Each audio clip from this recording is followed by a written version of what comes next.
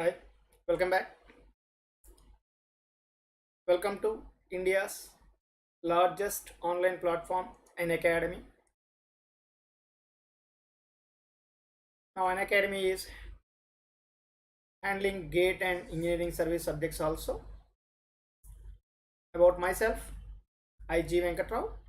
I have total 16 plus years of teaching experience. So far, I mentored more than 60,000 students for GATE examination. At present, I am pursuing PhD from JNTU Kakinada in VLSI domain. First, we check how to get the Unacademy learning app. Just go to Play Store in your device, type Unacademy learning app and click on this install button. Okay, by clicking on this, it will install the Unacademy learning app in your device. Okay, after open that, you get different courses provided by that and top educators which are working under that. It will show that these are the few of the top educators working on that. Here few of the top educators, and I'm saying proudly recently we started two batches, GATE 2022 and GATE 2023, for ECE students, electrical students, mechanical students, chemical students and civil engineering students. Okay, first see this is for electrical students, GATE 2023. This is a WAVI batch. It was already started from 18th of January. It was started. These are the top educators who are handling the subjects for these students. And during subscription, use my code VRAW10 to get 10% discount on this course.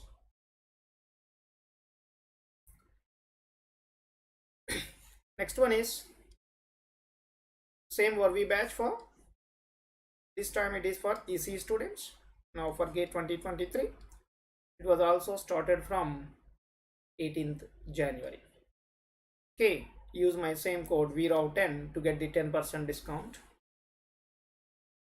And next, Spark batch for GATE 2022. This is for EC students. Okay, and this is the team is going to handling the subjects in this batch. Okay, during subscription of this one also use my code VRAW10 to get 10% discount. And similarly for electrical people, Spark batch for GATE 2022. This is for electrical students. Okay, during subscription use my code VRAW10 to get 10% discount. It is also going to start from 25th of January. And for chemical engineering students, know that is a rare locations you get the training for GATE classes. Okay, but in online platform they are providing the coaching for you. Please utilize this opportunity. And don't forget to use my subscription code VRAW10 to get 10% discount. Next, again this is for mechanical students, evolve batch for GATE 2022. It is also going to start from 25th of January. Okay, don't forget to use my code VRAW10 during subscription. So this is again Ascend batch for GATE 2023 mechanical students. Previous one is GATE 2021 for 22, and this is for GATE 2022. It is also going to start from 25th of January. Okay, now Unacademy is going to providing courses for different engineering streams. For mechanical engineering, it will provide electrical engineering, electronics engineering, computer science and IT departments, civil engineering, production and industrial, chemical engineering, instrumentation engineering, so more. So it is providing training for all these engineering departments. Okay, here we have two plans, plus plan and iconic plan, plus plan and iconic plan. Okay, one can join any one of this. This is the basic plan. Okay, this is the personal coaching. Okay, so next level of this. In both the cases, you get the classes of India's best educators, and there are interactive live classes and structured courses and PDF materials of that respective subject they will provide, and live tests and quizzes they are going to conduct. And after conducting live tests and quizzes, they will analyze your answers and they will prepare a study planner for you. By following that study planner, definitely you will get success in your examinations. Okay, here personalized test analysis is also going to perform. That means personalized interest is taking. Okay, personally they will call and they will guide you, and they will prepare proper study material for you, and they will forward that one to you. Okay, this is the basic plan and this is the advanced plan. Next level. Now we check how much fee they are charging for plus and iconic plans. See this plus plan is available for 1 month subscription, 2 months, 3 months, 6 months, 12 months, 18 and 24 months. Okay, for this they are charging 5,500 for 1 month, 3 months 13,750. Okay, and 6 months 24,750, and 12 months 30,250, and 18 months and 24 months. And by using my code VROUT10 during subscription, you get 10% discount. After discount, it is going to be 27,225. Okay, so 1 year 27,225. You get complete materials. You are going to write, you can write online examinations. Your paper is going to analyze. Okay, and they will provide complete material to you. Okay, for this. So just use my code VROUT10 to get discount of 10%. Next we check iconic plan. In iconic plan only 2 subscriptions are there. First one is 12-month subscription. Second one is 24-month subscription. Okay, in 12-month subscription, it is going to be, by applying my code during subscription VROUT10, it is going to be amount of 45,225 rupees you need to pay. Okay, but actual fee is 50,250 rupees. For 24 months, this is the chargeable amount, and with the concession, this is the amount 66,600. Okay, so don't waste your time. Whatever the thing is happening at outside, your learning process cannot stop.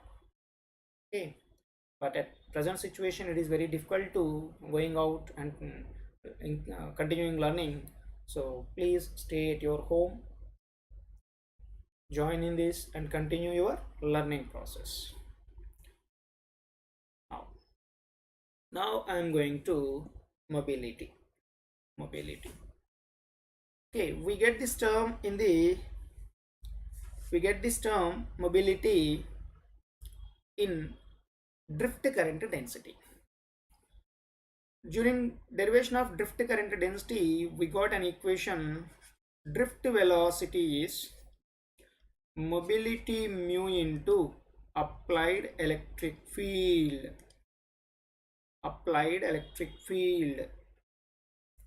Okay, now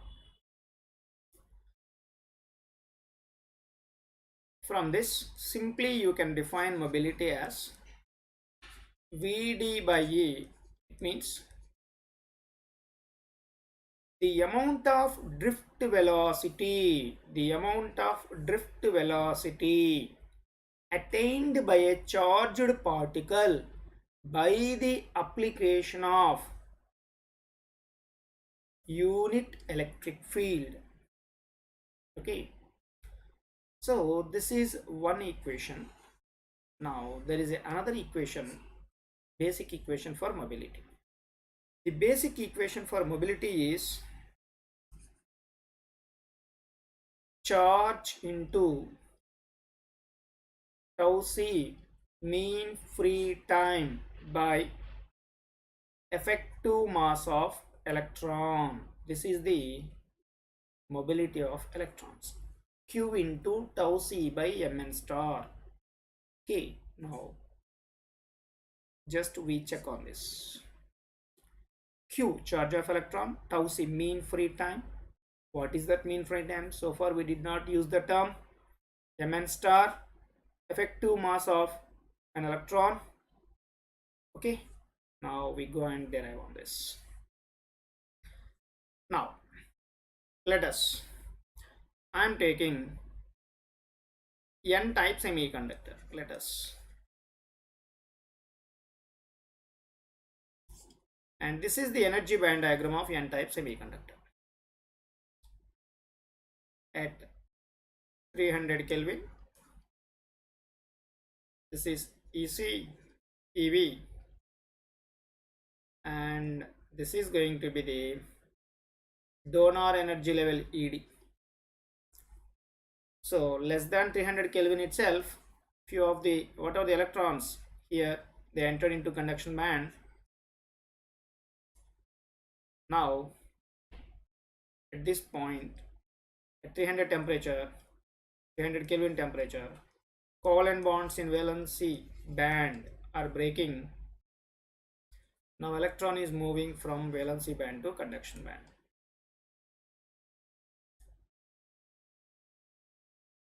By giving this electron, this it became positively charged, and this is hole. Okay, whatever the, this is the covalent bond broken covalent bond here. Okay, now this is the impurity what you added. This is the silicon.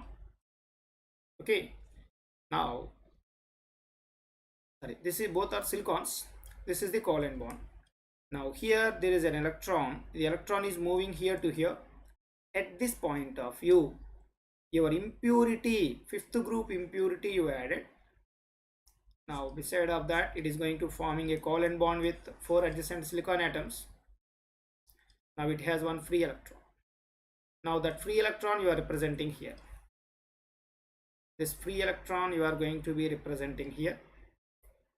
After giving free electron here, that means after giving free electron to you, it became positively charged. And that positively charged one is, this is, now we call it as positive immobile ion. Positive immobile ion. Let us, I am taking n-type semiconductor like this. For my easy understanding, I am going to representing only that positive immobile ions. So here are positive immobile ions. This one, this one, this one, like this. Positive immobile ions. Somewhere here, let us assume our, this is our free electron. Now somewhere here, our free electron is available here. Free electron is here, somewhere here. Now initially, so these are the free electrons. So many electrons are there, but for better understanding purpose, I am keeping only one electron. The movement of this electron I want to analyze. Here, these are thermally generated carriers, because by increasing temperature these charge carriers are generating. The net movement of this thermally generated charge carriers is 0. The net movement.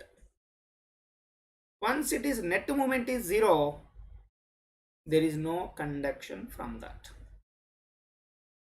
Okay, that means we are not applying any electric field. Thermally generated carriers, what we have, the net movement of the charge carriers in that is 0, because they are moving randomly. Finally the net movement became 0. Now I am going to taking an electric field here. I am applying an electric field to this. So this is a negative plate and this is positive plate. Now I applied an electric field in this direction. I applied an electric field to that. Okay. So once electric field is applied, now this electron is going to be attracted towards this positive plate. Now electron starts moving in this direction. Electron movement is in this direction, away from negative plate and towards a positive plate. Okay, during that process what happens is, during this movement, see this electron is moving like this. Once electron is moving in this direction, this is the positive immobile ion, this is going to attract this electron. Now electron is moving this side, attracted towards this. Now it is going to collide with this. Okay, it is going to collide with this positive immobile ion. At the same time, this electron is under the influence of this electric field. Due to this electric field, electron is trying to move this side. Okay, but during that moment, this positive immobile ion is going to attract the electron like this. Now again collision. Now it is moving like this. It is again collision. Next collision. Next it is coming, moving this side. Anyway, electron is finally under the movement. It is moving. Due to this collisions, electron velocity or electron speed is not equal to infinity, because these are going to controlling the speed of the electron.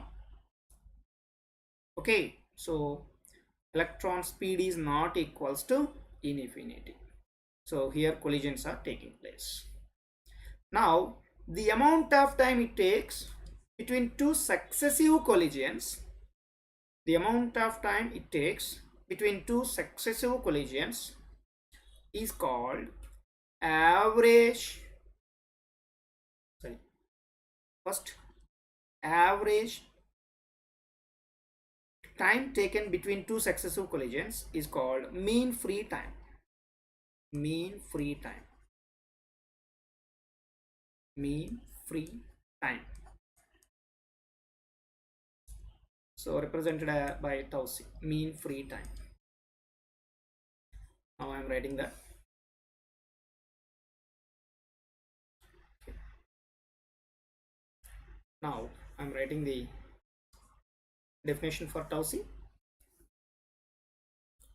Tau c is mean free time.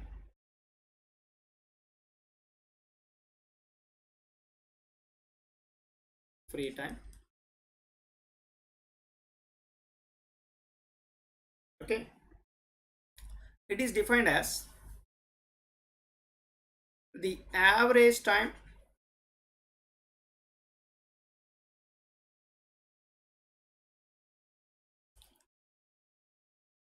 that elapses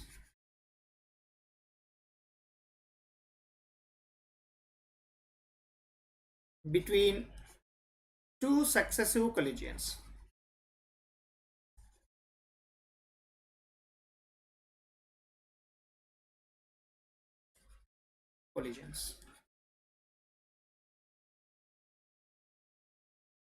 The average time that elapses between two successive collisions. Let us, I am taking 5 collisions are taken place. 5 collisions are taken place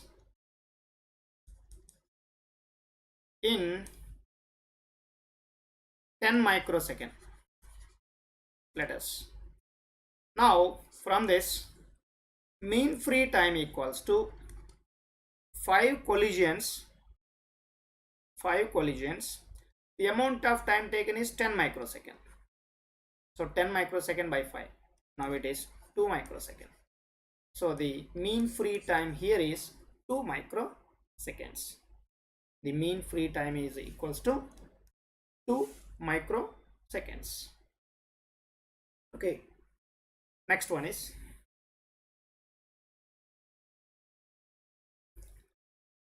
tau c.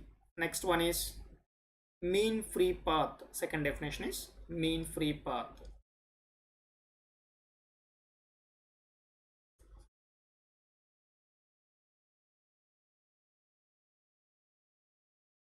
Mean free path. Okay, see, this is the case.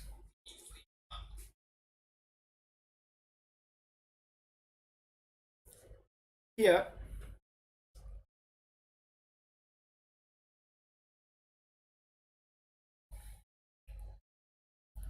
positive immobile ions.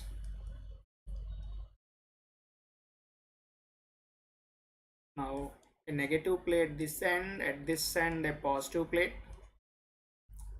So now electron is moving like this, collisions taking place. Now here mean free path is represented by the term L. It is defined as the average distance traveled by an electron between two successive collisions. The average distance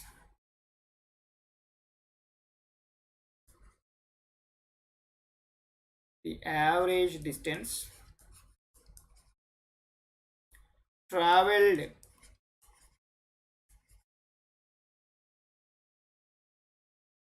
by an electron between two successive collisions.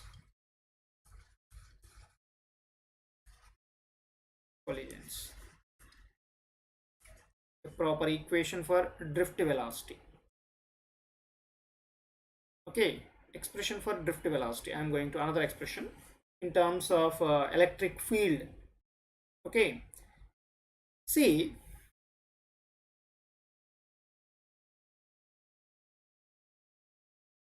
so I am going to expression. This is the regular one. If speed expression.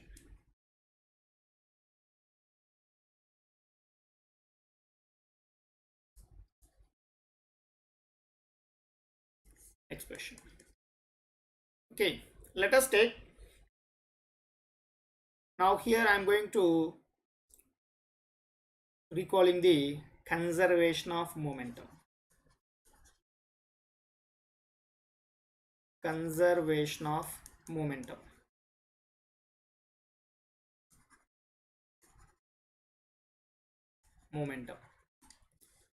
Okay, what is this conservation of momentum? Now I am going to applying this. Okay, according to this is law of conservation of momentum. According to this law of conservation of momentum, the momentum applied to a particle is, here we have electrons. Now we are providing an electric field to this. This is the applied thing. Electric field we applied. Okay. By applying electric field, electron is going to attain some force and it is moving this direction. Now the momentum applied to a particle is equal to the amount of force attained by the charged particle by the application of electric field into tau c. That is the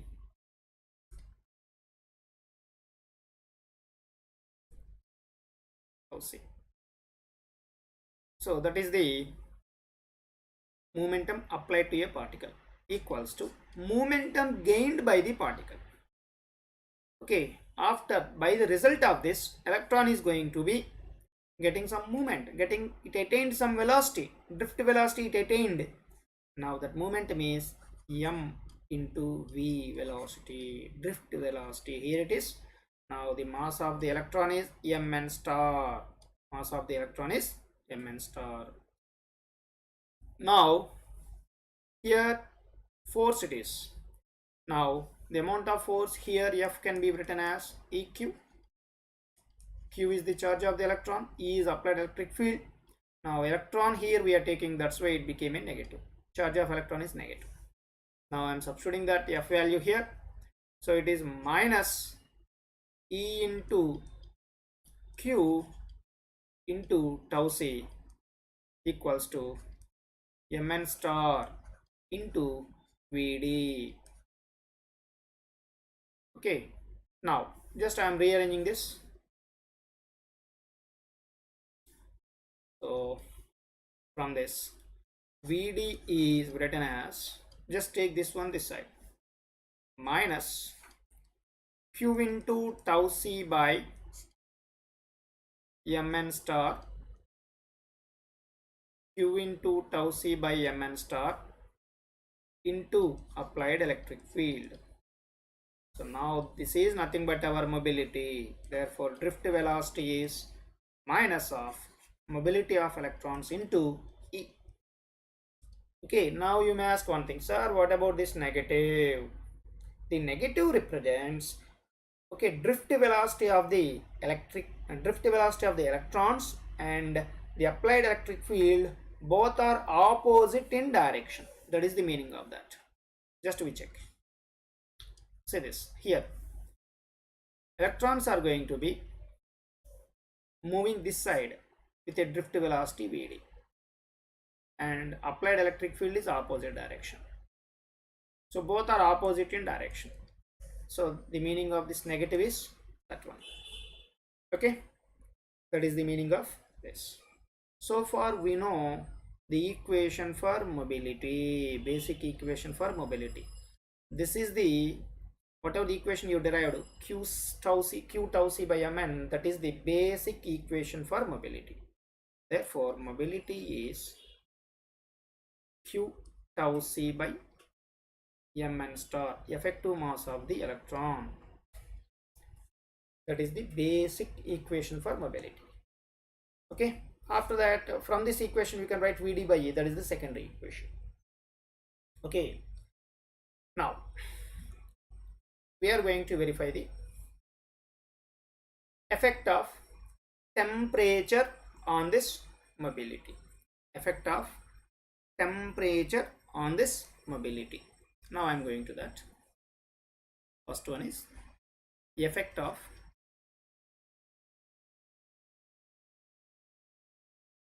temperature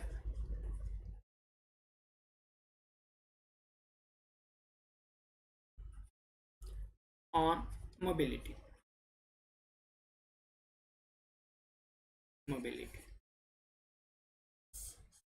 See, while analyzing the effect of temperature on mobility, you need to divide the temperature into two parts, low temperature and high temperature. So this is the temperature and this is mobility. Let us, at this point, this is the mobility of the charge carrier. Okay, now I am going to decreasing the temperature. That means at low temperature, from this point I am going to decreasing temperature. That means low temperature. In this A case is at low temperature.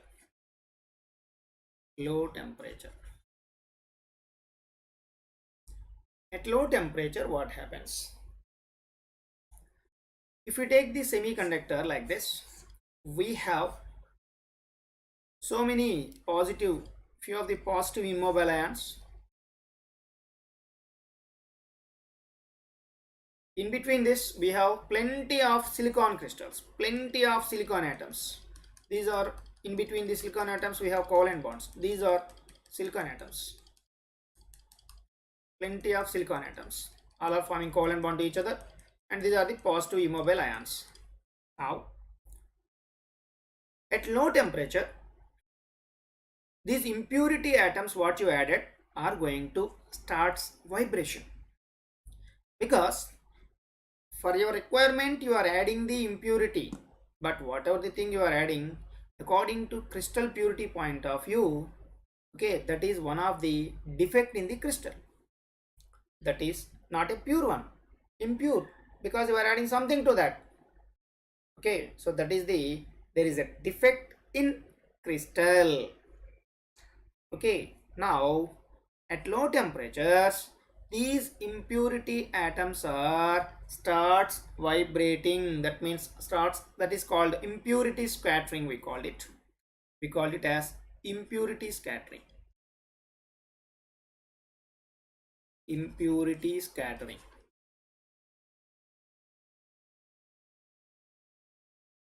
Okay, so due to this impurity scattering, electrons are traveling with smaller thermal velocity or thermal speed. Okay, see, low temperature, you are saying clearly, due to low temperature, your electrons are going to be traveling with smaller thermal velocity. Okay, smaller thermal velocity, and once they are moving with a smaller thermal velocity, these positive immobile ions are going to be scattering. Now they attract the electron towards that. Okay, it results collision takes place between these two. Okay, due to this collision, the electron mobility is going to decrease. Due to this collision, electron mobility is decreasing. See, it is moving like this actually. It has to move like this, but it is going to be attracted by this. Now it is attracting. Collision taken place. Now the momentum, whatever the momentum it has initially, now it is going to be reduced due to this collision. Okay, it results mobility is going to decrease. Mobility is going to decrease. Now, so that mobility is going to be decreased like this. Okay, after this point, if you are increasing temperature, your mobility is going to increase. Sorry. Okay, now I am taking high temperature. At high temperature, second point is high temperature. So here we are decreasing the temperature, sir. Or if you are considering increasing temperature at low temperatures, mobility is decreasing by decreasing the temperature like that. If you are considering the temperature increment from this point onwards, your mobility is going to increase. Okay, now that relation is represented as mu directly proportional to t power 3 by 2. Mu directly proportional to t power 3 by 2 by considering this direction. Okay, now second, now I am taking at high temperature. High temperature. In high temperature, see, at low temperature only impurity atoms are going to be scattering, moving, vibrating. Once temperature is increasing more, whatever the silicon atoms we have, those atoms also starts vibrating. Those atoms also starts vibration. That means they are also starts scattering. Okay, that is called lattice scattering. Lattice scattering.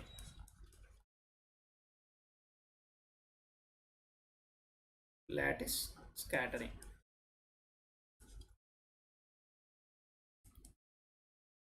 Okay, so at high temperature, lattice scattering is going to dominate the impurity scattering, because in between here, in between two impurity atoms, plenty of silicon atoms are there.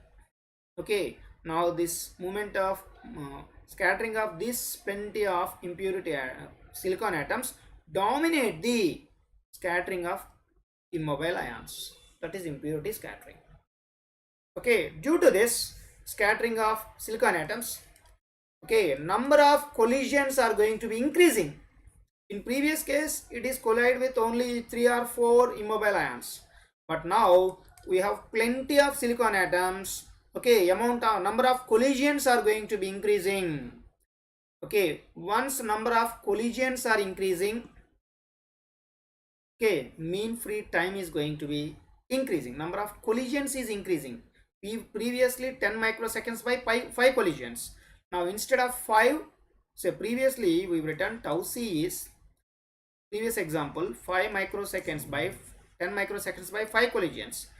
Okay, now you got 2 microseconds. Now in this case, due to this impurity of lattice atoms, silicon atoms, now the same time it is taking, but the number of collisions is more, 10 collisions. Now it is 1 microsecond. See this, tau c is decreasing. Okay, now the equation for mobility is Q into tau C by Mn star. Okay, so once tau C is decreasing, mobility is going to decrease. So mobility is going to decrease like this. So just it is decreased like this. Due to this, now here you can write mobility is directly proportional to t power minus 3 by 2. So at low temperature, variation in mobility is due to impurity scattering. Impurity scattering. At high temperature, it is affected by lattice scattering.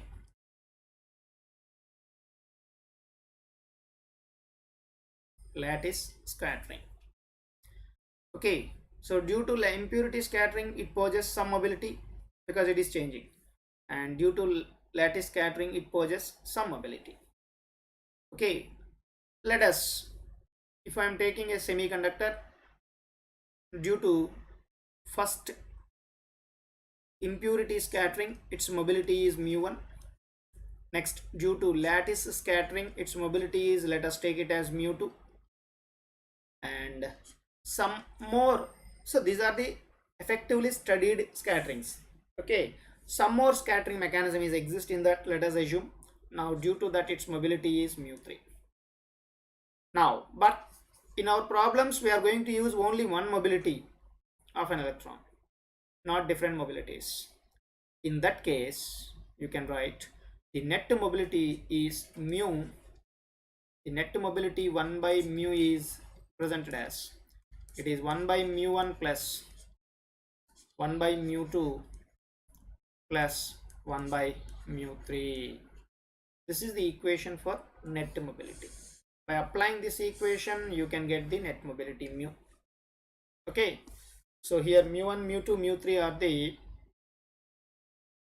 different mobilities posed by a charged particle due to different scattering mechanisms, and mu is the net mobility posed by this charged particle. Now that mu is calculated from the knowledge of mu1, mu2, mu3. Now that expression is 1 by mu equals to 1 by mu1 plus 1 by mu2 plus 1 by mu3. Okay, this is the effect of temperature on mobility. Next I am going to take another one. Okay, next one is effect of electric field on mobility. Next one is effect of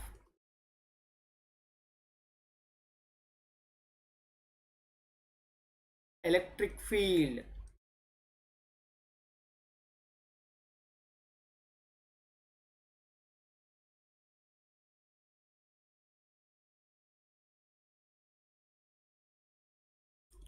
on mobility.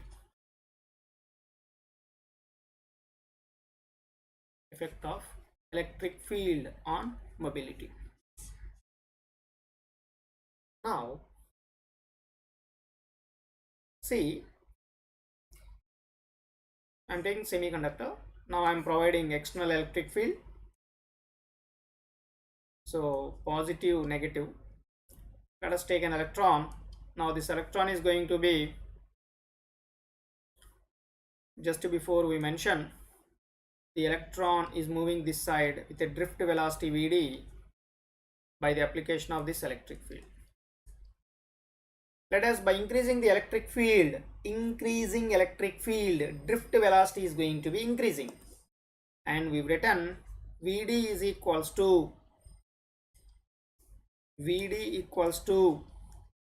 mu into E, and we've written from this both are Vd and E are directly proportional, and if electric field is going to increase continuously, drift velocity also going to increase continuously.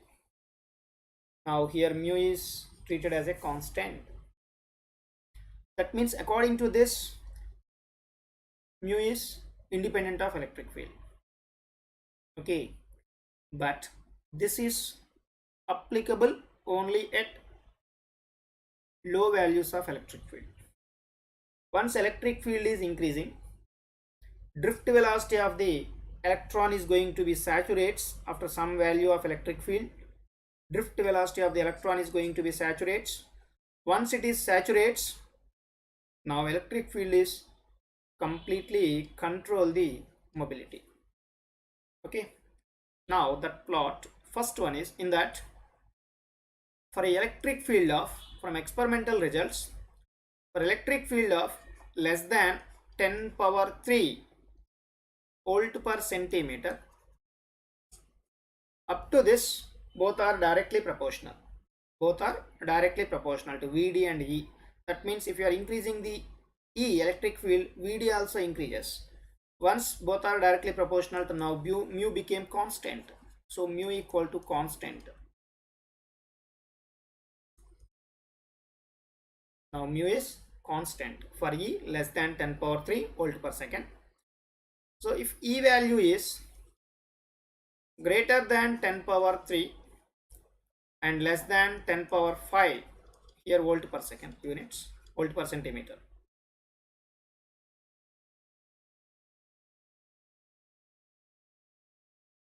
Ten power 3 volt per centimeter to 10 power 5. Here Vd value, instead of increasing linearly Vd value with respect to E, it is going to increasing semi-linearly. This is the linearity. This is semi-linearity, little bit curve. Now that remaining effect is taken care, remaining effect is on mobility. So now mu is directly proportional to E power minus 1 by 2. Mobility is directly proportional to E power minus 1 by 2. And for E greater than 10 power 5 volt per centimeter, mobility is, now Vd is constant here. Now once Vd is constant, mu directly proportional to E power minus 1. Now these things I am going to be plotting here.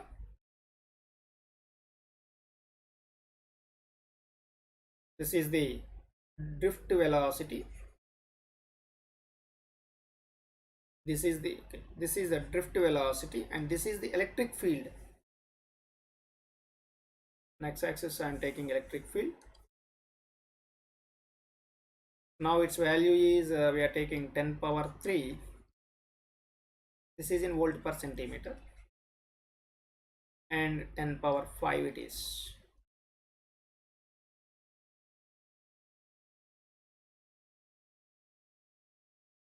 Now up to 10 power 3 mobility is constant. Now once mobility is constant, both are directly proportional. Now that is the linear increment in Vd with respect to E. And after that,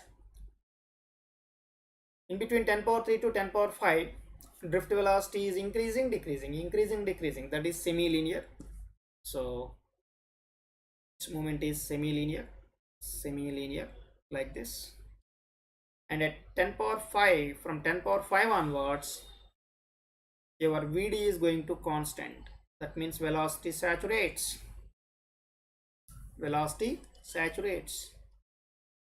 Here drift velocity saturates.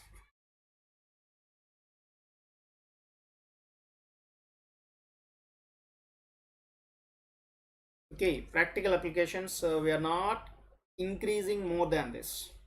Okay, so in practical applications we are using only this condition, not crossing 10 power 3. So this is the effect of electric field on mobility. Okay, so up to 10 power 3 volt per centimeter of electric field, Vd is linearly increasing with respect to E, and from 10 power 3 to 10 power 5, Vd is increasing with respect to E in a semi-linear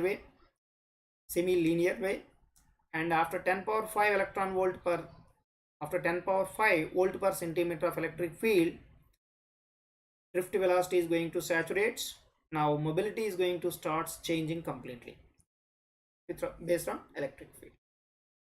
Okay, so far we studied, initially we defined what is mobility, and after that we derived the basic equation for an mobility,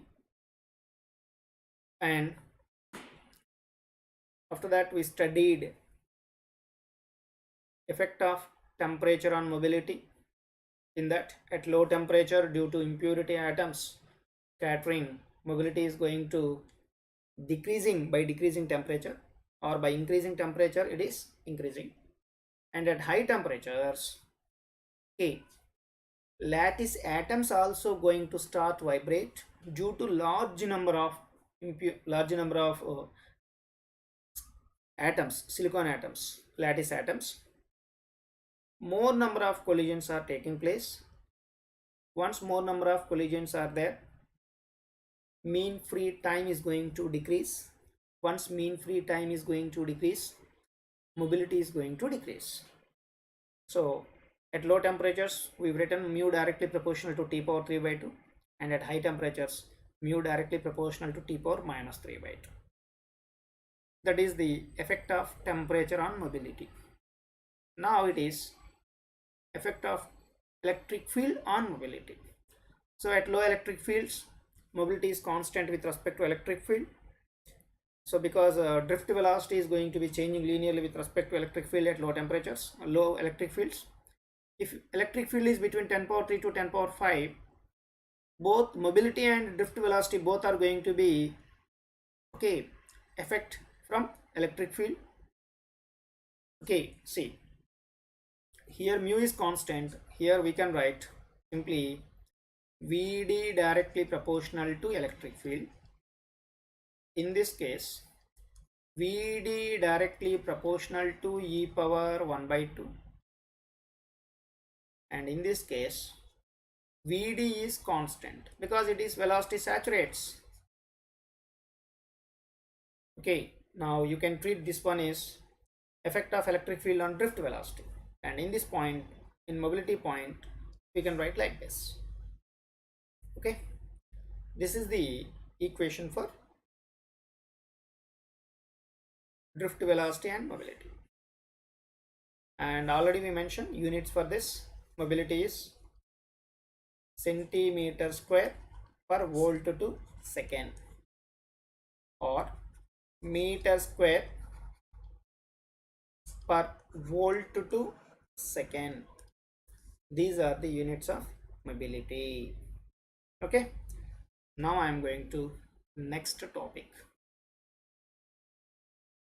See, calculate the mean free time, okay, of an electron having mobility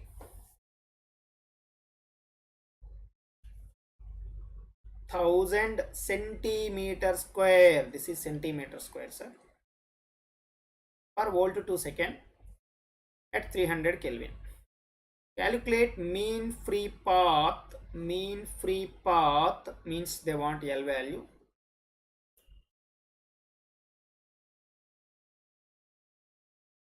So you need to calculate mean free time also, tau c.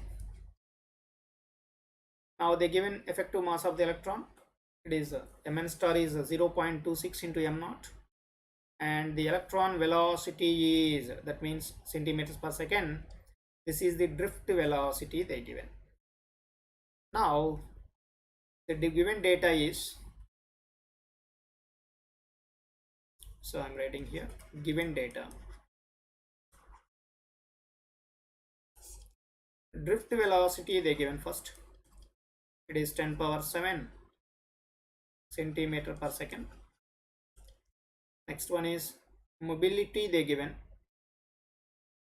Mobility of an electron is they given 1000 centimeter square per volt to second. Okay, and temperature, okay, and Mn star they given 0.26 into m naught. Okay, now they want mean free time is how much and mean free path is how much. Mean free path is how much. See, we know one thing, drift velocity is mean free path by mean free time. The given drift velocity. Okay, by knowing this, any one of this, you get the second parameter. And mobility is, our equation for mobility is q into tau c by mn star. Mn star. They given mobility, we know q 1.602 into 10 power minus 19 coulombs, and mn star they given, we need to get tau c from this. Therefore tau c is written as from this mu into mn star by q. Just substitute the values. Mobility is 1000 and mn star is 0.26 into m naught. M naught is m naught 9.1 into 10 power minus 31 kg, mass of the electron, free space mass of electron, free space particle mass of. Next, by q, q is 1.6 into 10 power minus 19 coulombs. This is tau c. Just simplify this. Now it is 10 power minus 19 plus it is 3, 10 power 22 by 10 power 22, it became 10 power minus 9. Okay, so now I'm going to calculating that. So there it is 0.26 into 9.1, that is 2.366 by 1.66 into 10 power minus 9 nanoseconds.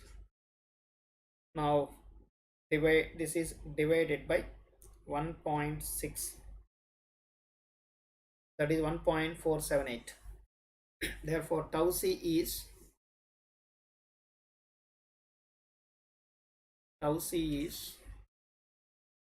1.478 nanoseconds.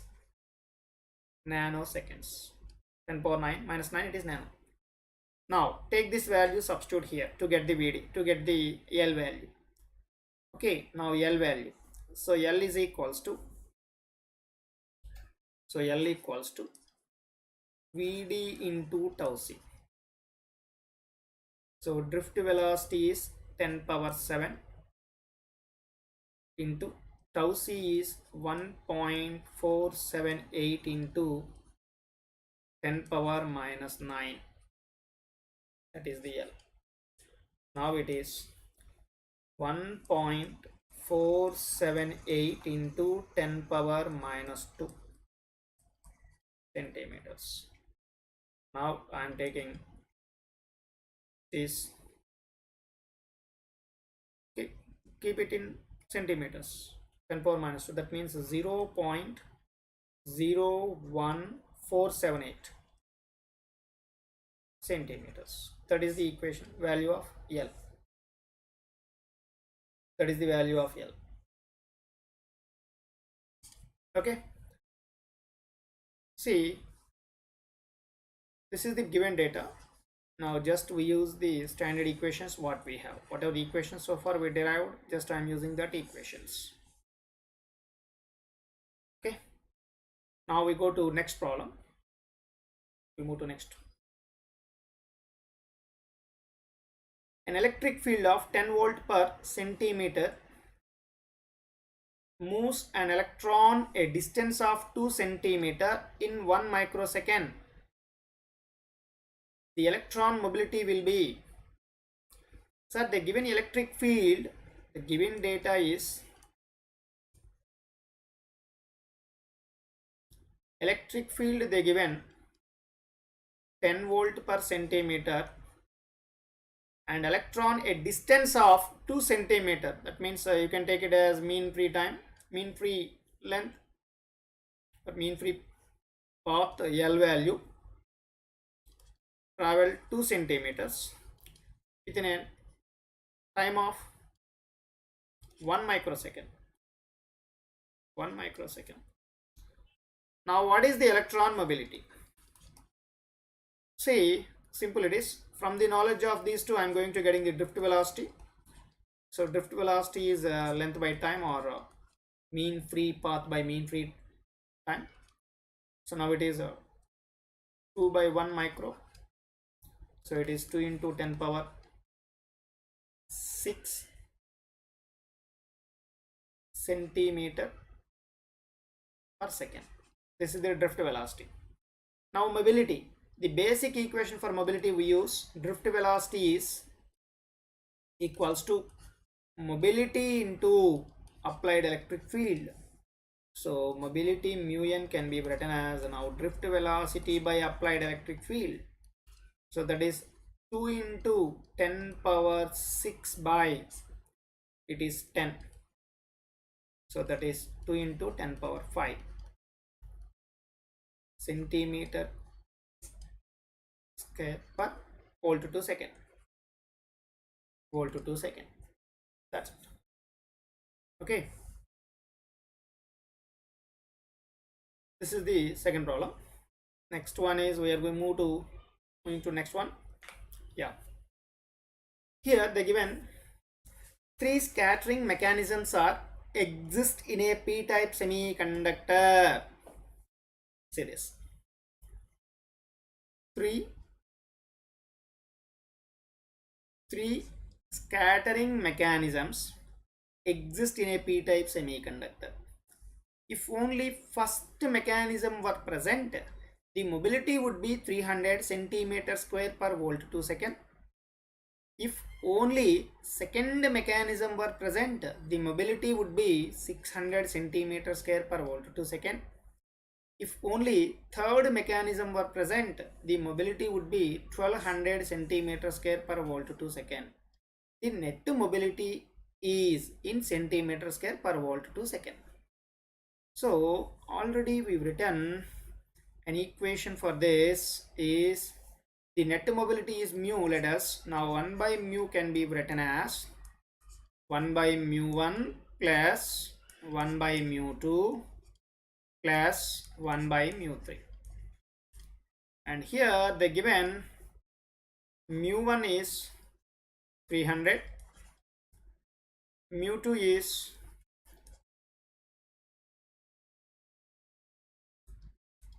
mu 2 is 600, mu 3 is 1200 centimeter square per volt to second. Centimeter square per volt to second. Centimeter square per volt to second. Just substitute all this in this equation. Therefore 1 by mu equals to 1 by 300 plus 1 by 600 plus 1 by 1200. Okay. Now how? So don't go for taking LCM like that. Simply do one thing. The highest value is 1200. Now multiply all numerators with 1200. It is also 1200. It is also 1200. It is also 1200.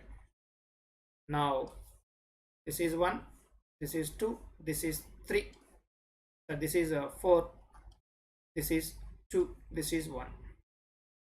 Now 1200 by mu equals to 4 plus 2 plus 1, it is 7.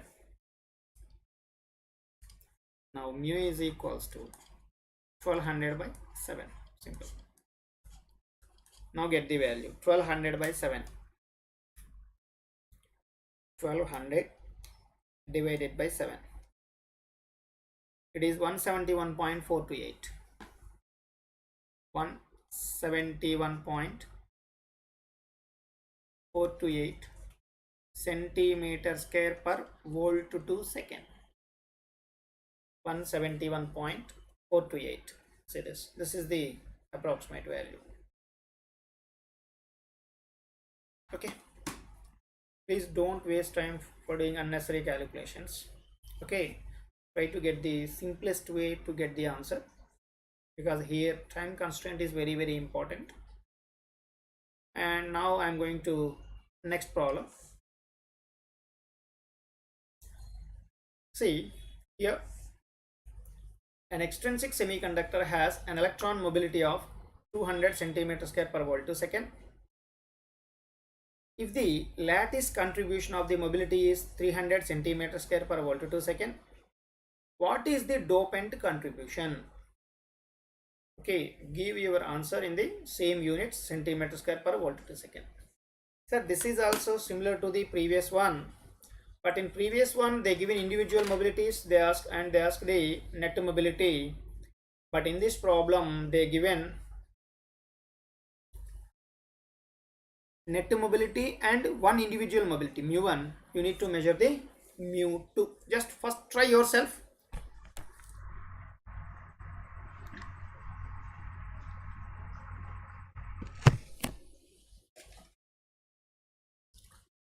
Okay, now see, an extrinsic semiconductor has net mobility of 200, they given, that means mobility, this is the given data. Mu n they given, mu they given net mobility.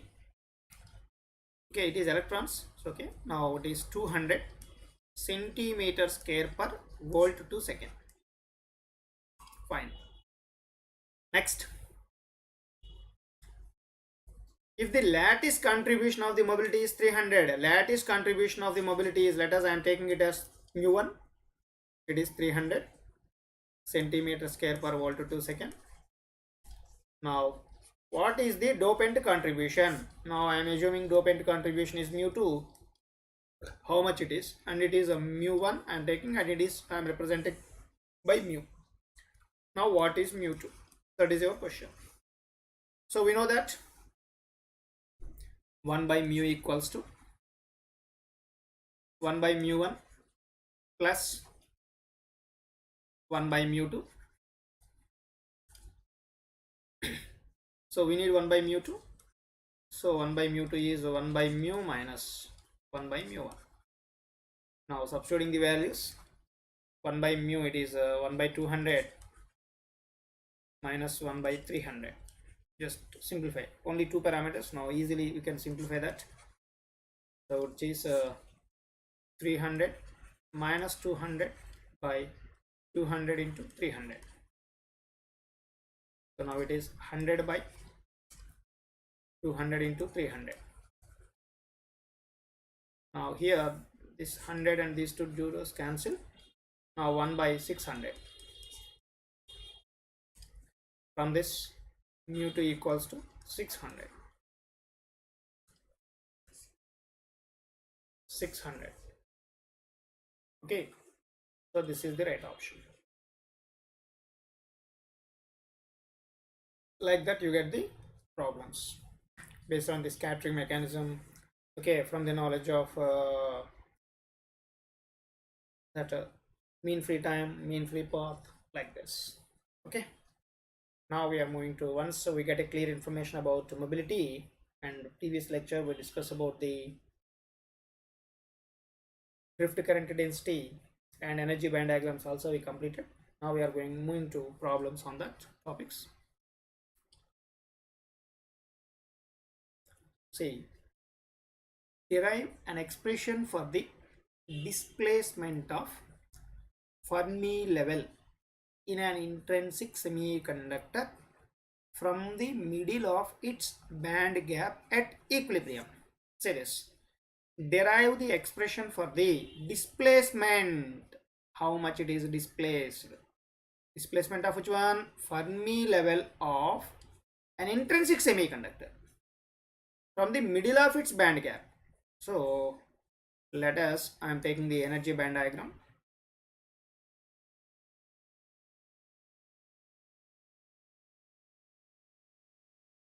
So this is one. Now this is energy band diagram. Here let us take it as EC.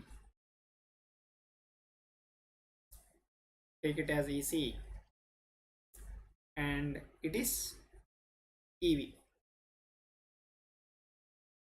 This is the center one. This is the center point.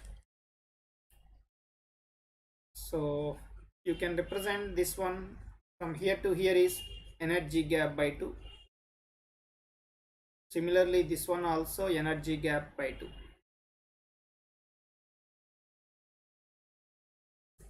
Because this is the complete energy gap. EC minus EV. That is midpoint, half of this. Now, the same midpoint I want to represent in terms of EC and EV.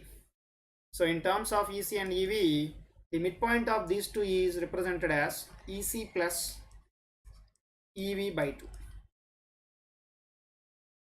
EC plus EV by 2. So, from this, we can conclude EC plus EV by 2 is nothing but a EG by 2. EG by 2. Okay, now we need displacement of intrinsic Fermi energy level from middle of the energy gap. So middle of the energy gap is this one. Okay, now how much amount it is going to be displaced? Now let us take, this is EFI. EFI. Let us take, this is your EFI. Now how much displacement it is? Now we need this value. Okay, so I want this value. We know one equation.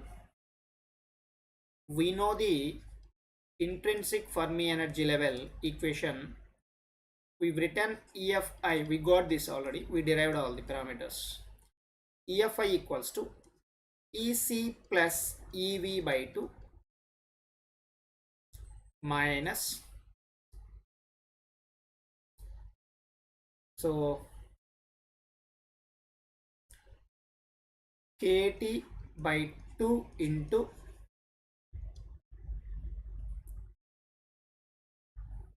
E power, just a minute, so it is EC plus EV by 2. Okay, so just we derive the equation for EFI for intrinsic. Both are equal. Just a minute, we are equating n equals to P for intrinsic semiconductor. NC and NV there we have. Okay, here we have KT into ln of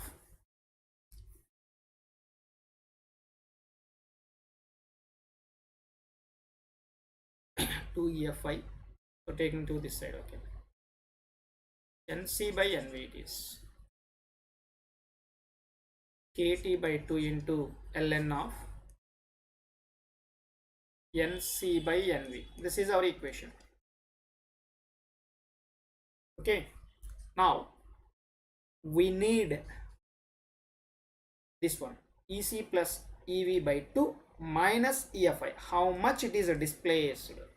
I want this one minus this. Just take this one this side. Therefore, midpoint of energy gap is nothing but a EG by 2.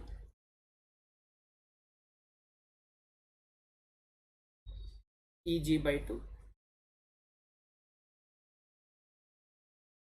EG by 2 minus EFI. How much it is displaced? This is our requirement. but this is nothing but a Eg by 2 is nothing but a Ec plus Ev by 2, Ec plus Ev by 2 minus EFI. From this expression, by taking this parameter this side and EFI this side, you get this much. This one is KT by 2 into ln of NC by NV, NC by NV. Okay, and if you replace NC and NV values here, you get it as 3 by 4 into KT into ln of Mn star by MP star. This is the expression.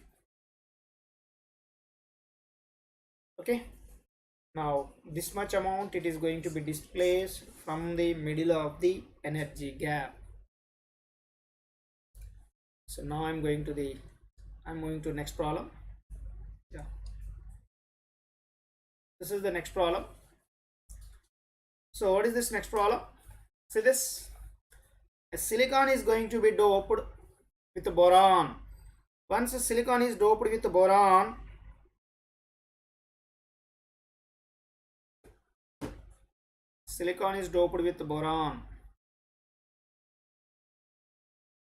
a concentration of 4 into 10 power 17 atoms per centimeter cube. Assume Ni of silicon is 1.5 into 10 power 10 per centimeter cube, and Kd by Q value is 25 millivolts at 300 Kelvin. Compared to undoped silicon, without doping, that silicon is intrinsic silicon. Now compared to undoped silicon, the Fermi energy level of doped silicon. So we compare to this. So doping with boron. So boron is a third group element. By adding boron, it means it became Na is 4 into 10 power 17 per centimeter cube. Atoms per centimeter cube. Now they want, this is p-type semiconductor. It is p-type. Now EFI minus EFP they want. How much it is? Okay, we know the expression for this. Already we derived that expression. EFI minus EFP equals to KT into ln of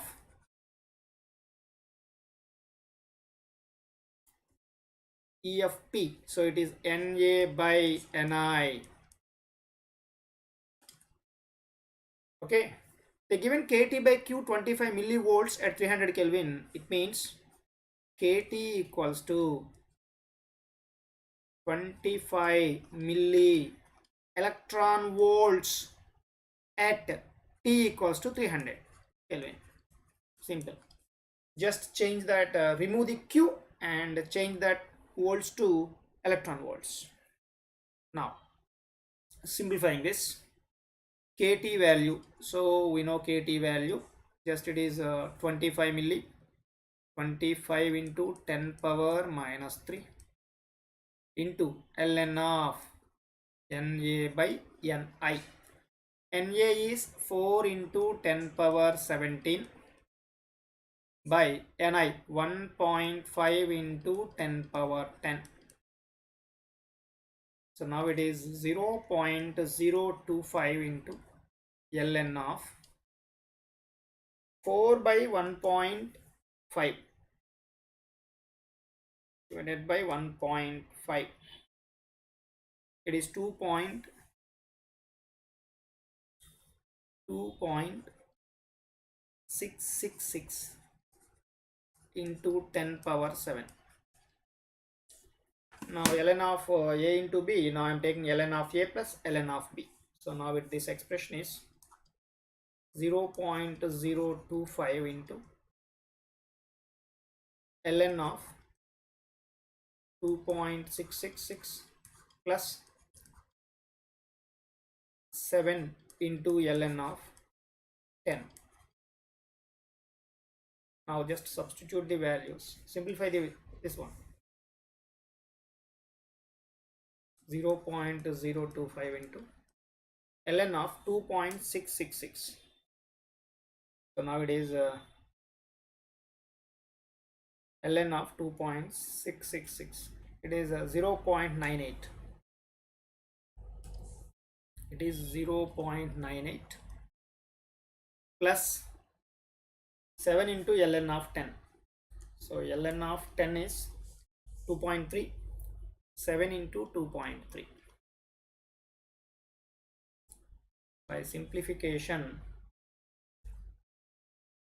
so 7 into 2.3 is 16.1 plus 0.98, that is 17.08. So 0.025 into 17.08 into 0.025. It is 0.427. 0.427. So here we have two options, 0.427, 0.427.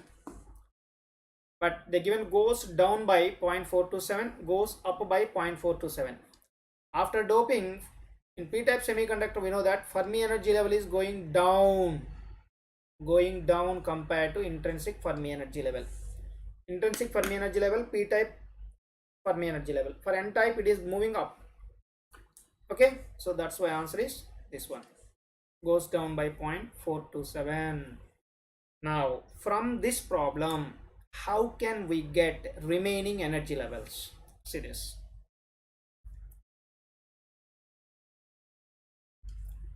So this value is EFI minus EFP. EFI minus EFP.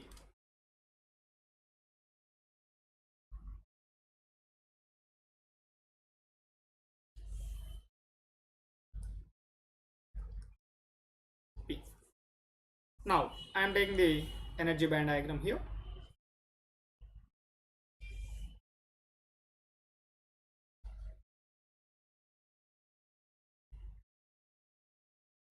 So this is approximately midpoint EFI. Now for p-type semiconductor, Fermi energy level is somewhere here. Now I am writing the names. This is EC, EC, EFI, this is EFP, and this is EV. Okay, at room temperature, energy gap of silicon is at room temperature 1.12 electron volts. Approximately I am taking 1.1 electron volt at T equals to 300 Kelvin, because this problem they given at 300 Kelvin. Now EFI is approximately midpoint of that. That means this is going to be half of this, 0.55 electron volts. Same way, this is 0.55 electron volts.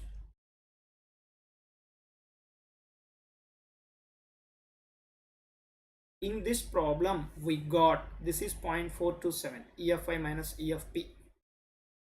This is 0.427.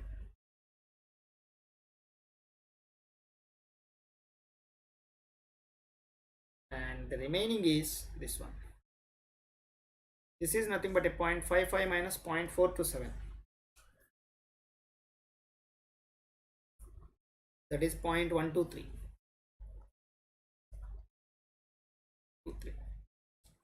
Okay, now my question is, after adding accept or impurity of borons, the new Fermi energy level of the material is material position with respect to conduction band and with respect to valency band. With respect to conduction band means this one. This is 0.55 and it is 0.427. This is 0.977 electron volts. And with respect to this, with respect to valency band, it is 0.123 electron volts above the valency band. And with respect to EC, 0.977 electron volts below the conduction band EC. Okay. So once they given some data, based on that you should be in a position to get the remaining values from the diagram like this. Okay. Now I'm moving to next one. An n-type silicon wafer has been doped uniformly with 10 power 15 phosphorus atoms. That means they given Nd value. Nd is 10 power 15 atoms per centimeter cube. Okay, per centimeter cube. Fine. Calculate the position of Fermi energy with respect to the intrinsic Fermi level. The same thing. Previously it is p type, now it is n type. Now Fermi energy EFN minus EFI they want. How much it is at 300 Kelvin. And the given Ni value is 10 power 10. And we know the expression for this. And they given Ni value also to you. It is 10 power 10 per centimeter cube. So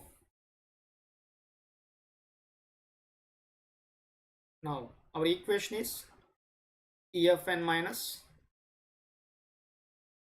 EFI equals to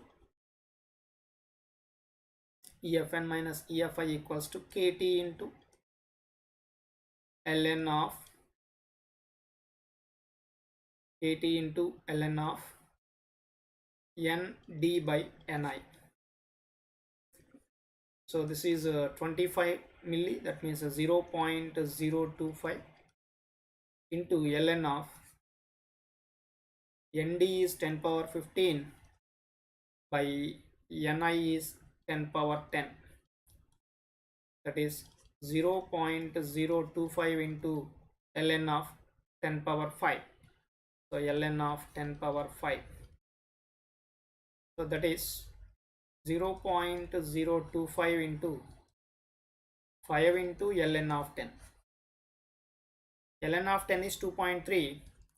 Now it is 0.025 into 5 into 2.3. Okay. So 5 into 2.3 is 11.5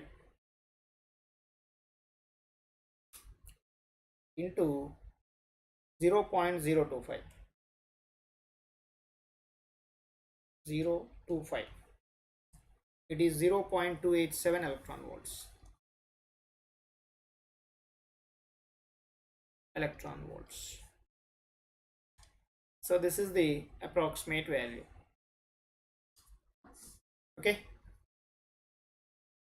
So I'm moving to next problem.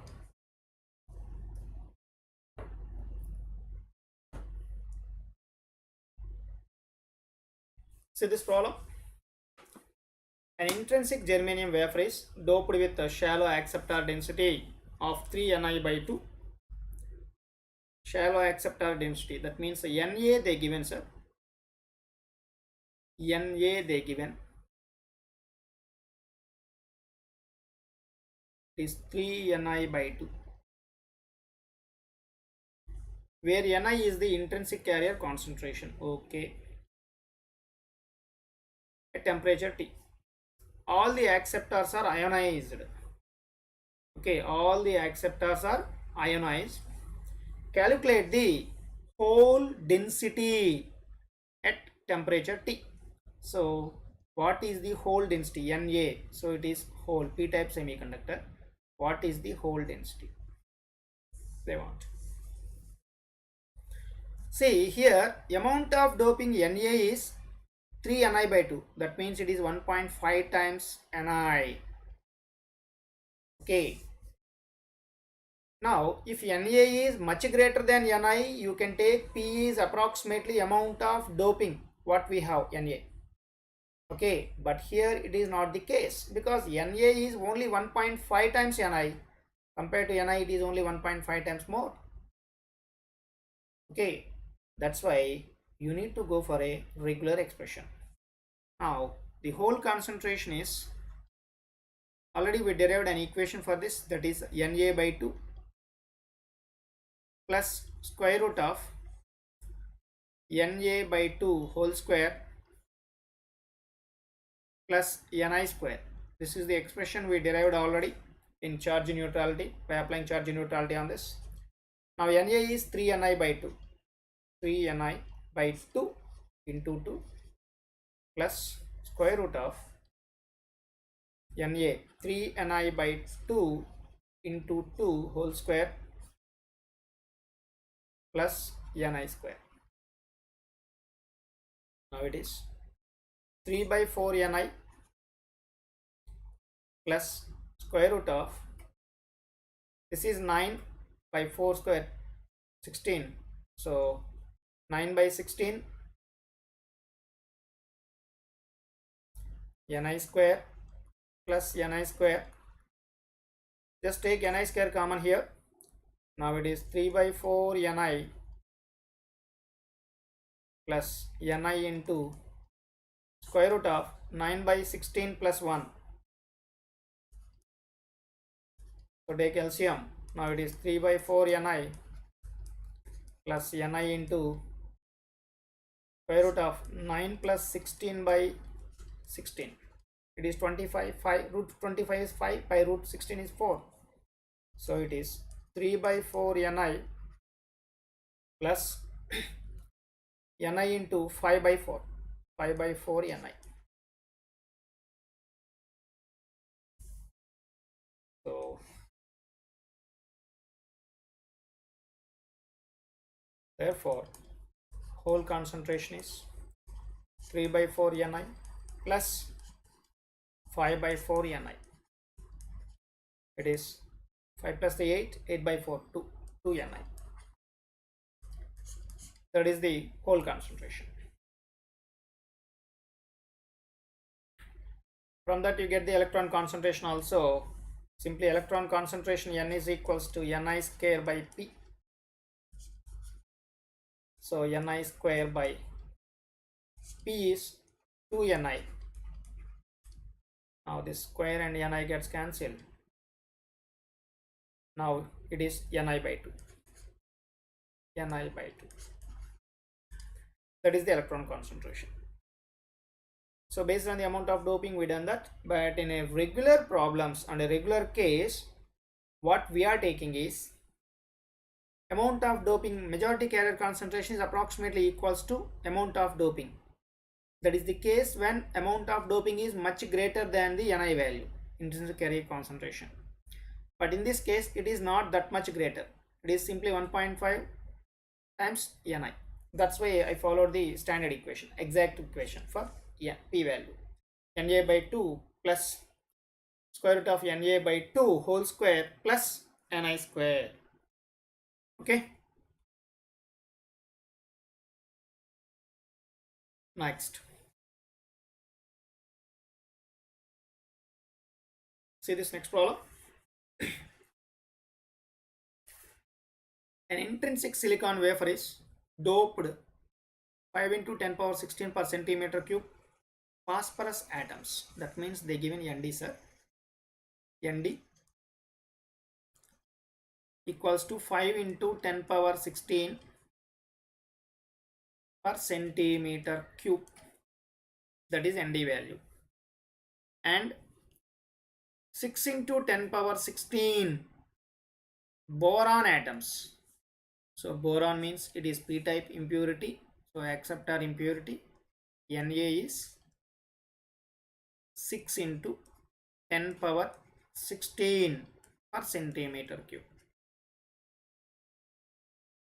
Assume that At 300 Kelvin, the intrinsic carrier concentration in silicon is 10 power 10 per centimeter cube.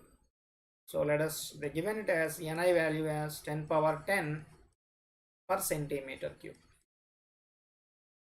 And all the dopant atoms are ionized. The meaning of this one already explained previous slides. Fully ionized, completely ionized in this sense.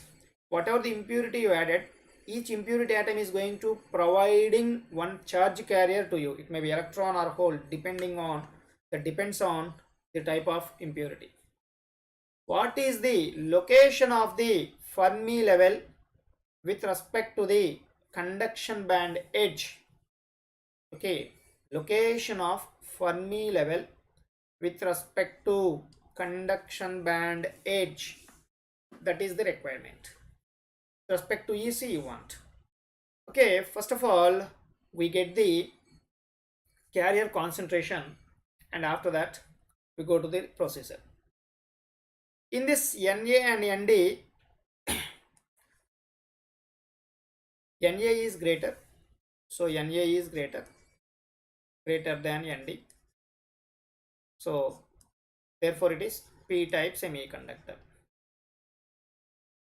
P type semiconductor. Now the whole concentration here is net doping. Okay. First I am taking the net doping. After that I compare that with Na. Sorry, with Ni. Now net doping is equals to Na minus Nd. So that is 6 into 10 power 16 minus 5 into 10 power 16 is equals to, it is 1 into 10 power 16 per centimeter cube. That is the net doping. But this net doping is much greater than compared to Ni, because it is compared to this, it is 10 lakhs times more. Therefore Na minus Nd is much greater than compared to Ni. Therefore whole concentration P is equals to net doping Na minus Nd. That is 10 power 16 per centimeter cube. And at the same time we know the value of Ni, and we know the impurity amount of majority carrier concentration P. Now from this two I can get the value of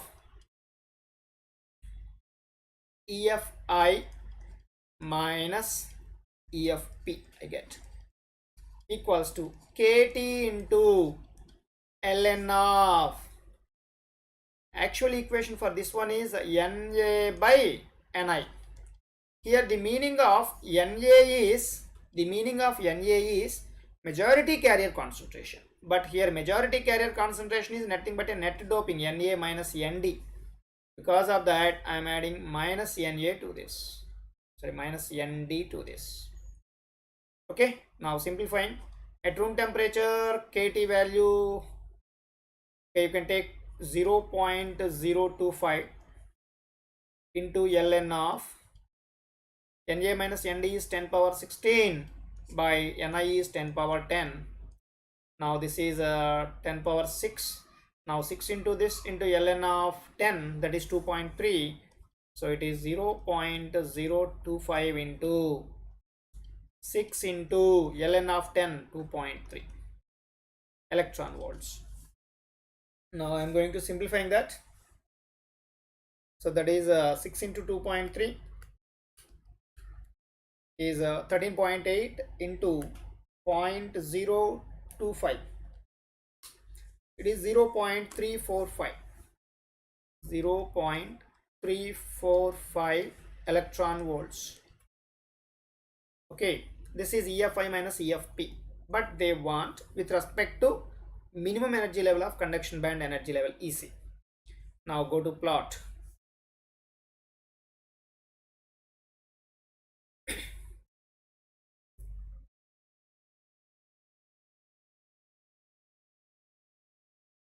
So this is intrinsic value, intrinsic Fermi energy level, and this is the p type Fermi energy level of p type. This is EC, EFI, this is EFP, and it is EV. We know that at 300 Kelvin, this is 0.55 electron volt, because energy gap is 1.1 electron volt at 300 Kelvin. Similarly, this is also 0.55 electron volts, and EFI minus EFP already we got.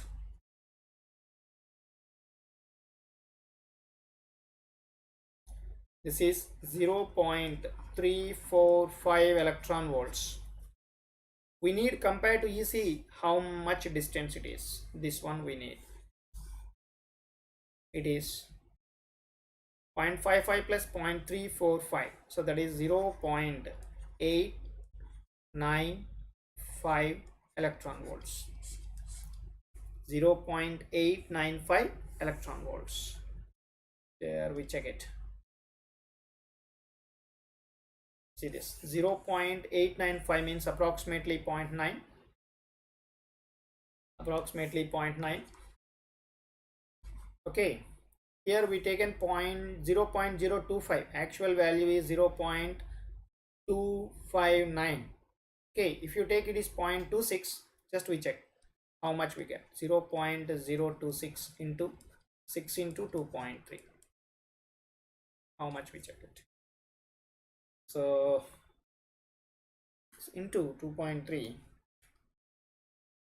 into 0.026, that is 0.3588.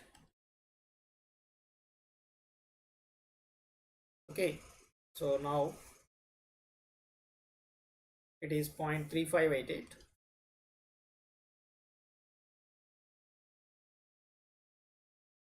Just by adding this, you get 0.55 plus this one, 0.55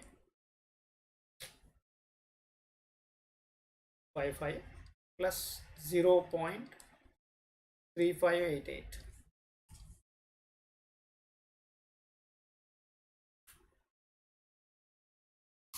That is 0.918 electron volts.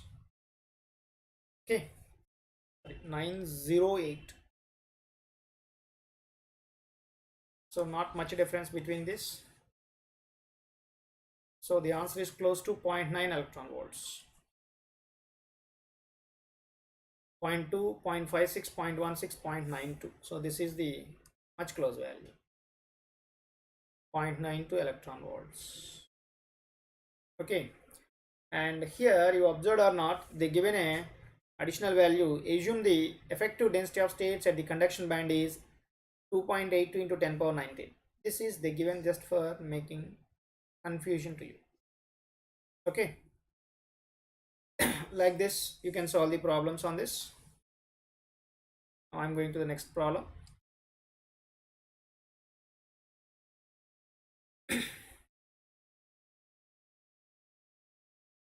Calculate the Fermi level position. Fermi level position with respect to the valency band maximum. Okay, that means EF minus EF minus EV. In N-type semiconductor, in N-type silicon sample with an electrical conductivity, sorry, N-type semiconductor conductivity, they given. So sigma N is, they given it as 1 ohm to centimeter inverse. Use the following information. Ni is 10 power 10. Ni is 10 power 10 per centimeter cube. Mu n is 1350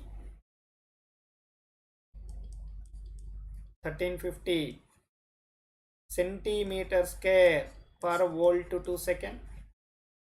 Similarly, mu p is That means mu h or mu p.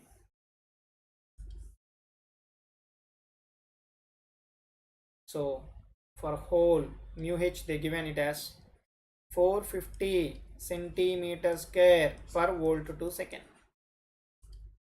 and T is 300 Kelvin. Take band gap of silicon is, energy gap is 1.1 electron volt. And for this problem, assume that intrinsic Fermi level is located at center of the band. Okay, you can assume that EFI is at center of the band. Give your answer in electron volts. So this is sigma n, that means it is a n-type semiconductor.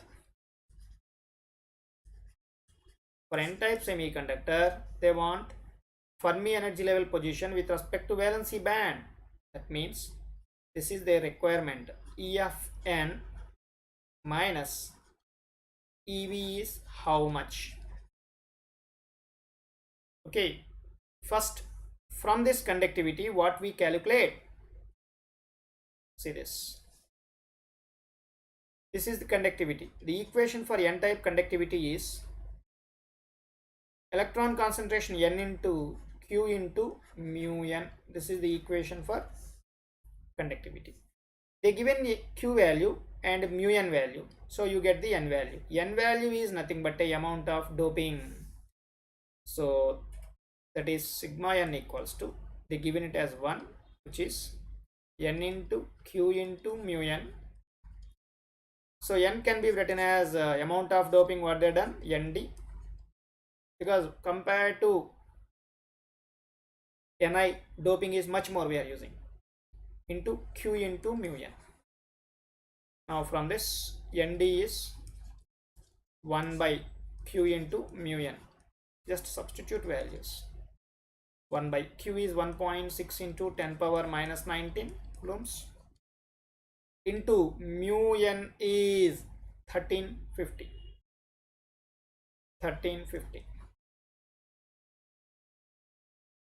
Okay, now I'm going to simplifying that. So that is, so just a minute, 416, it is 1000 divided by 1.6 something divided by 1350. It is 0.463, 0.463 into 10 power 16, or 4.6 into 10 power 15 per centimeter cube. This is the amount of nd value. Okay, now once you know the nd and ni, then you can relate EFN minus EFI, you get that value. So now I am going to EFN minus EFI, that is KT into ln of, it is a nd by ni. So KT is 0.026, I think so, they given the value. No, they did not given. Okay, you can take it as 0.026 into ln of nd 4.6 into 10 power 15 by 10 power 10 ni value. By simplification, it is 0.026 into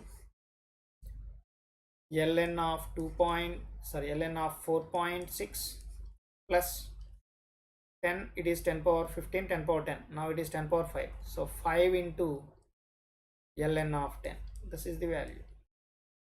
Now just substitute the values here. It is 0.026 into ln of 4.6, it is 1.526, 1.526 plus 5 into ln of 10, ln of 10 is 2.3, it is 11.5, So this one plus 11.5, that is 13.0 into 0.026, it is 0.338, 0.338 electron volts. Okay, now I am going to the energy band diagram. 0.338 this is. So this is the energy band diagram.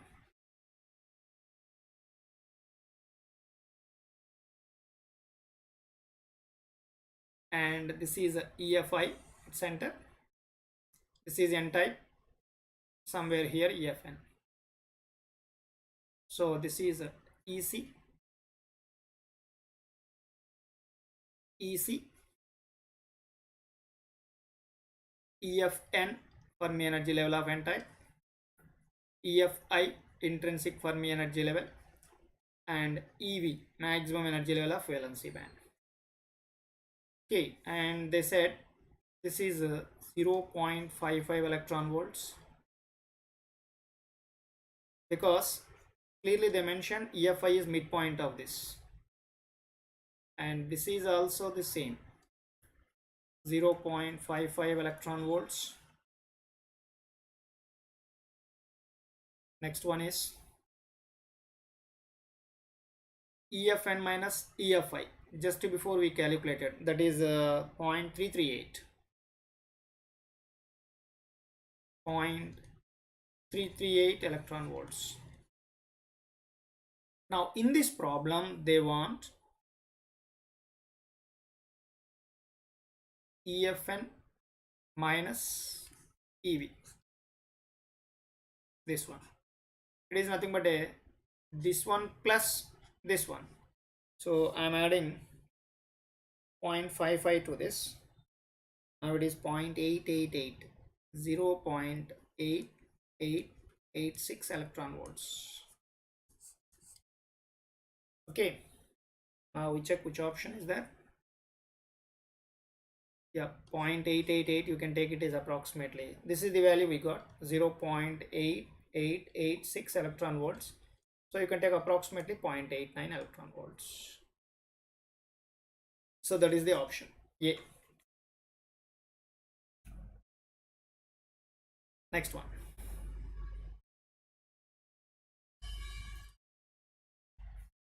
See, under which condition the position of Fermi level in an intrinsic bulk semiconductor lies exactly at the midpoint of the, or at middle of the band gap at a non-zero temperature T. So already we derived, when effective masses of electrons and holes are equal, then intrinsic Fermi energy level is exactly at midpoint of the energy gap. This is the equation we derived already for EFI in terms of effective masses. EFI is EC plus EV by 2. This is the midpoint of energy gap. Midpoint of energy gap minus KT into 3 by 4 in KT, 3 by 4 into K into ln of Mn star by MP star, this one. So this is the expression for Fermi energy level. Now first option they given, when effective mass of electron equals to effective mass of hole. See, when effective masses of electrons and holes both are equal, now it became ln of 1. So ln of 1 is 0, now minus 0. So EFI became EC plus EV by 2. So this is the right option for that. Okay. So next problem. Assume two semiconductors A and B have the same effective density of states both at the conduction band edge NC and the valency band edge NV. Okay, the intrinsic carrier concentrations of A and B at 300 Kelvin are 1.5 into 10 power e power 10 means 10 power 10, sir. 1.5 into 10 power 10 per centimeter cube and 3.2 into 10 power 7 per centimeter cube. What is the band gap of semiconductor B if the semiconductor A has a band gap of 1.2 electron volts? See, they given Ni values. So Ni of A is 1.5 into 10 power 10 per centimeter cube, and Ni of B is 3.2 into 10 power 7 per centimeter cube. Okay. Next, energy gap of A, they given EGA, they given as 1.12 electron volts. Now you need to measure energy gap of B is how much. Okay, they given same values of Na and Nv. Now I am going to take the equation of intrinsic carrier concentration. We know that Ni is square root of Nc into Nv e power minus Eg by 2 kT. This is the expression we have. So they said clearly for both A and B, effective density of states, that means Nc and Nv are having same values. Therefore, Ni of A is square root of Nc into Nv into e power minus Eg of A by 2 kT. Later I will substitute the values. Similarly, Ni of B is square root of Nc into Nv into e power minus of Egb by 2 kT. So let us take this is equation number 1 and it is equation number 2. Now I am going to 1 by 2. So it is 1 by 2. So therefore Ni of A by Ni of B equals to, both the cases we have root Nc and V, same values. Here it is e power minus Ega by 2 kT by, here it is e power minus Egb by 2 kT. Now these two gets cancelled, so we can write this one as e power Egb minus Ega by 2 kT. Okay, now taking natural log on both sides.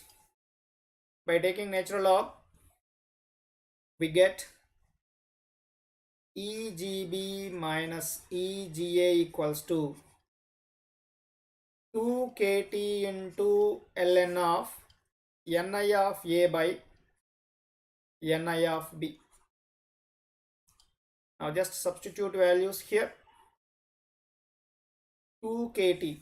So 2 into kT value 0.025 I am taking into ln of Ni of A by Ni of B. So Ni of A they given 1.5 into 10 power 10. Next one is 3.2 into 10 power 7. So 1.5 into 10 power 10 by 3.2 into 10 power 7. So just I check once again. Yeah, 3.2 into 10 power 7. Okay, later I substitute e power Ega value 1.12. Just simplify that. It is 0.05 into ln of, So into ln of 1.5 by 3.2, 1.5 divided by 3.2, that is 0.468, 0.468 plus ln of 10 power 7 by 10 power 7, 10 by 10 power 7 is 10 power 3, so that is 3 into ln of 10. Now 0.05 into, so ln of 0.468, so that is minus 0.759 plus, it is 3 into ln of 10 is 2.3, so that is a 6.9, so plus 6.9, so that is 6.14 nowadays. 0.05 into 6.14 now into 0.05, it is 0.3 electron volts, 0.3 electron volts, and they given EGA value 1.12, therefore EGB minus EGA is 1.12 electron volt equals to 0.3 electron volt. Now finally EGB, energy gap of B type B material, is 1.12 plus 0.3, 1.42 electron volts. That is, so that is the energy gap of B type semiconductor, 1.42. just we check it. Yeah, 1.42 or 1.44 approximate value. So this is the option. We got 1.42 because there we taken 0.025 for easy simplification purpose, easy understanding or simplification purpose. Because of that we got that value. Okay, so remaining problems we solve in the next session.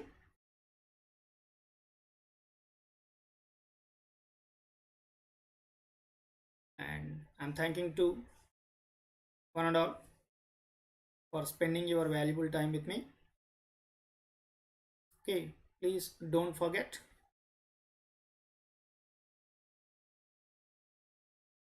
use my code while subscribing. My code is VRAW10. VRAW10 is my code. Don't forget to subscribe this while subscription using my code. Okay, and click on the bell symbol to get the notifications. And I'm welcoming you comments to strengthen myself and to provide a better information, much information to students. Okay, and click on Telegram, but to join Telegram to get the updates. Okay, thank you very much. Thanks for your support.